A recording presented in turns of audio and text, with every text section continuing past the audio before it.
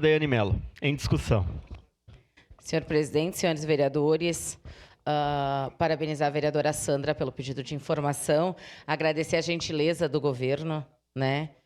Mas nos causa estranheza, porque sempre quando vem um pedido de informação para essa casa, já tinha alguma coisa planejada, porém o restante dos vereadores nunca sabiam. Somente a base que sabe. E não estou dizendo que não estava combinado antes.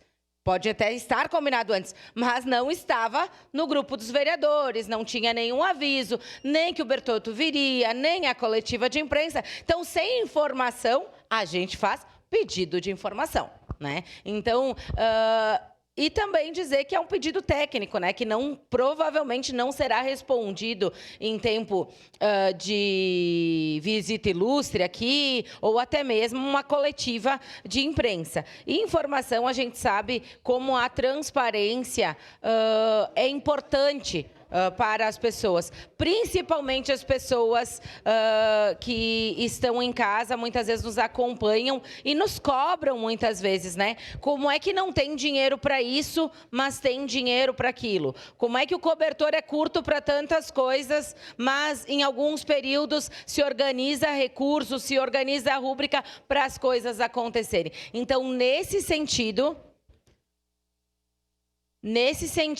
eu acredito que o pedido de informação é muito importante, deve ser votado por uma gentileza do governo ou não, mas para que a gente tenha as devidas respostas. Mesmo que demore o período de 30 dias, quem já esperou 4 meses para a prestação de contas, segura mais um mês aí para o pedido de informação, não tem problema nenhum. Então, aqui a nossa crítica até mesmo às situações que vêm aqui nessa casa, para que elas sejam comunicadas aos restantes dos vereadores. Não temos só a base, né, nesse plenário, a gente tem outros vereadores que pensam diferentes, que têm ideias diferentes e também precisamos saber quem está programado para vir, porque sempre quando a gente faz um pedido de informação, nós já tínhamos isso, nós já tínhamos planejado aquilo, a pessoa já está vindo, é só pedir a informação que o secretário responde. Então, essas respostas ficam meio vagas porque as informações realmente não vêm. Então, obviamente, eu votarei favorável, vereadora Sandra, um pedido totalmente técnico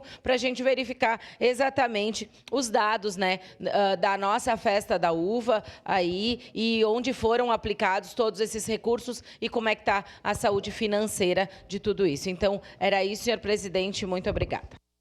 Encerrada a discussão. Em votação, declaro abertas as inscrições.